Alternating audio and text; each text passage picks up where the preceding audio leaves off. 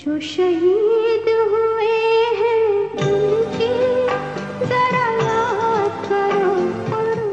पापा पापा, ये इतने गाने क्यों बज रहे हैं? आज 26 जनवरी बेटा। 26 जनवरी का मतलब क्या होता है? जा बेटा, मम्मी तेरा पूछ गए, मोर दुकान जाए टाइम हो गया। झंडा कहाँ मिले? बाहर में पड़ा वाला।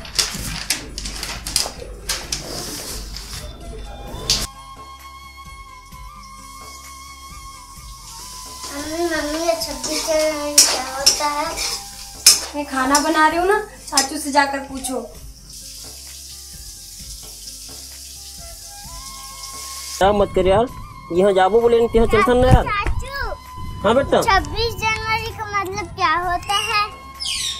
26 जनवरी बेटा, अभी मैंने फोन में बात कर सुना, आके बताऊँ है। चाचू, और झंडे का क्या करूँ? अरे बने याद दिलाज बेटा, मोला झंडा खरीद के ना गाड़ी में लगाना है। चल ठीक है, ते हाँ जा भी खेल, ठीक है। अब मैं निकला था भाई, तू घर ते हाँ तैयार होके रह रहा, निकला था।